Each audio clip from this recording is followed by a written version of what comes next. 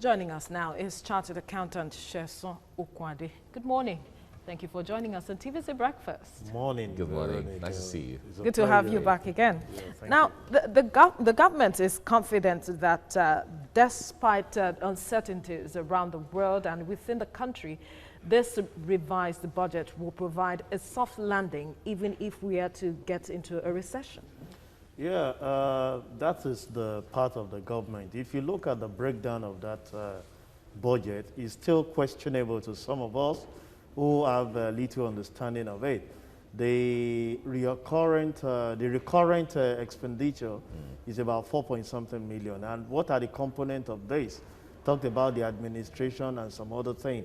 Meanwhile, you only have 2 trillion for the capital project.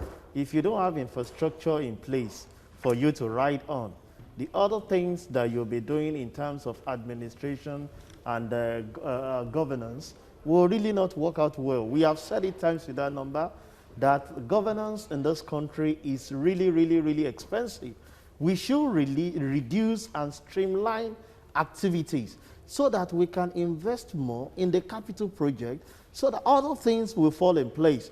We have only been servicing some of these government workers who we are not seeing their input in whatever we are doing. So it's really a bottleneck for us to have so much money in our current budget as against the capital budget that people should rely on. We don't have power, we don't have good roads, we don't have this infrastructure, and we expect people to be paying more salary to government functionary, the National Assembly. It is not going to work. It is not going to. If you look at it, like 2 trillion was set aside for debt servicing. You are servicing debt, but you don't have capital infrastructure to bring some of those things to place. So we want a situation where we can work on our expenditure. In fact, we are expecting that reverse should be the case. Have more for the capital expenditure as against recurring.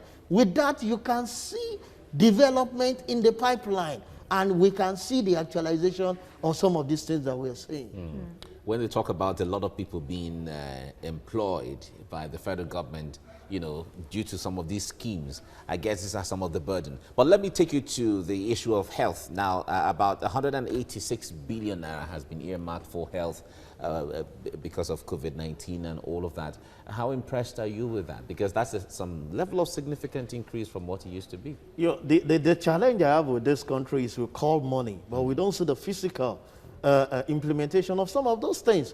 Every of the things that we are putting in place as we speak are temporary things. They are just small infrastructure, like the building is not a real structure, but all this canopy, that how long will those things take us?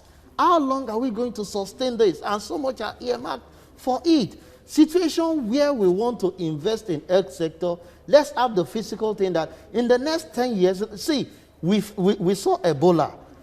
Those states that were able to put some infrastructure in place were able to quickly curtail it. And part of them is, let's say, Lagos. But do you know that even those that have that infrastructure are still facing the burden of some of those things? So, situation where you are now making temporary structures for those things to just attack it. After 2 years, where we will be? In the last few years, nobody ever expected COVID-19. But you would agree that we need finances to really address this issue on the ground? We should start gradually. If you have what you use in building 10 canopies today, because you need a swift response, do 2 and get 2 structures that you can rely on 10 years to come. See, some of the things that our forefathers, they always refer to the likes of Awolowo. Some of the roads they built then, well, what brought development to the nation? We cannot be having short-term infrastructure thinking that that will help us. By next year, if we have any phase of any health challenge, these are some of the things we go back to.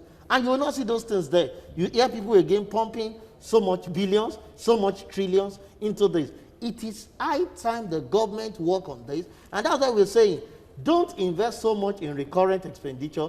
Do more of capital. What people can see, even if there is no attack on the health sector, some of those infrastructures can be used for other things. But health is paramount. We can't continue to be having short-term things that will not last long, and we feel that we are pushing so much money. I feel that in as much as government has set aside that fund, we should go ahead and do more of capital infrastructure in the health sector. That even in the next 2, 3, 5 years, if anything happens, we have a place to run to. Our primary health care center. How can we just put up a canopy all and say definitely in the next 2, 3 years, you won't see those things there. Okay, the budget is also projected to keep deficits within a 3% ceiling over the medium term. I wonder how you react to this. Well, it still boils down to how we are able to manage it. It's a budget. They are saying it's going to seal it. But if it doesn't, there's nothing we're going to do. It's a budget. It's either you have a plus or a minus. It's not the actual. By the end of 2020, we'll face the reality.